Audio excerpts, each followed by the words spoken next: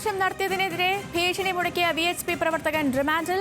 Palakkad Nallepilly government UP സ്കൂളിലാണ് VHP പ്രവർത്തകർ അധ്യാപകരെ ഉൾപ്പെടെ ഭീഷണിപ്പെടുത്തിയത്. വിശ്വ ഹിന്ദു പരിഷത്ത് ജില്ലാ സെക്രട്ടറി K അനിൽകുമാർ, ജില്ലാ സംയോജക് V Sushasanan, panchayat committee president K Velayudhan എന്നിവരാണ് റിമാൻഡിലായത്. പ്രസാദ് ഉടുമ്പശ്ശേരിയുണ്ട്. പ്രസാദ് വിവരങ്ങൾ.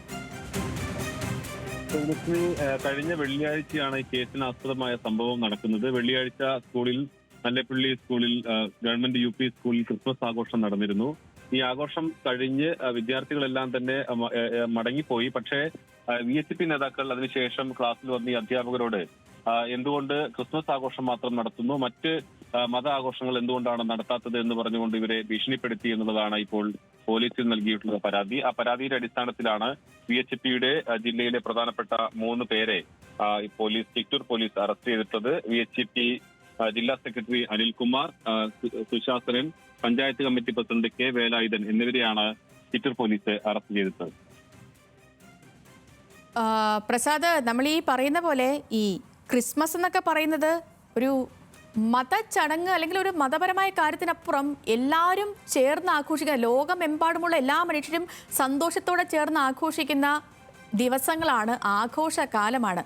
അതിലൊക്കെ വർഗീയത കണ്ടെത്തുക എന്ന് പറഞ്ഞത് അത്രത്തോളം ഗുരുതരമായ സാഹചര്യം നമ്മുടെ രാജ്യത്ത്, നമ്മുടെ സംസ്ഥാനത്തൊക്കെ നിലനിൽക്കുന്നു എന്നതിൻ്റെ വിവരങ്ങളാണ്. ഇവരെ ഇപ്പോൾ എന്തൊക്കെ വകുപ്പുകൾ ചുമത്തിയാണ് റിമാൻഡ് ചെയ്തിരിക്കുന്നത്?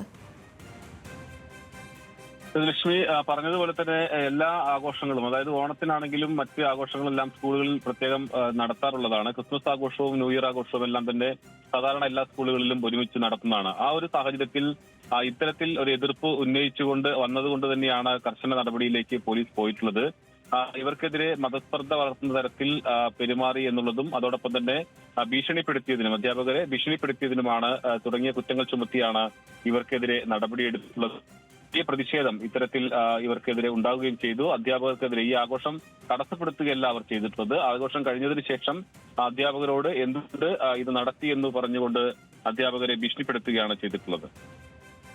ശരി പ്രസാദ്, നമ്മുടെ നാട് പോകുന്ന അത്യന്തം ഗുരുതരമായ സാഹചര്യങ്ങളാണ് ഇതൊക്കെ സൂചിപ്പിക്കുന്നത്. ഇപ്പോൾ ഓണമാണെങ്കിലും റംസാൻ ആണെങ്കിലും ക്രിസ്മസ് ആണെങ്കിലും ഒക്കെ എല്ലാ മലയാളികളും ഒന്നിച്ച് ഒരുപോലെ ആഘോഷിക്കുന്ന സമയങ്ങളാണ്, സന്തോഷത്തോടെ ആഘോഷിക്കുന്ന കാര്യങ്ങളാണ്. ഇതിലൊക്കെ വർഗീയത കണ്ടെത്തുക എന്ന് പറഞ്ഞ ഒരു സ്കൂളിലൊക്കെ കുട്ടികൾ ആഘോഷ പരിപാടികൾ നടത്തുന്നതിനെ ചോദ്യം ചെയ്യുക, അധ്യാപകരെ ഭീഷണിപ്പെടുത്തുക എന്നൊക്കെ പറയുന്നത് നമ്മുടെ നാട്ടിൽ ഇതൊക്കെ നടക്കുന്നുണ്ടല്ലോ.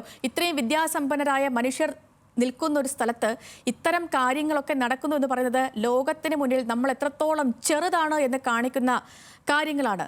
എന്താണെങ്കിലും റിമാൻഡ് ചെയ്തിട്ടുണ്ട്. പ്രതികൾക്കെതിരെ കർശനമായ നടപടികൾ എടുക്കട്ടെ.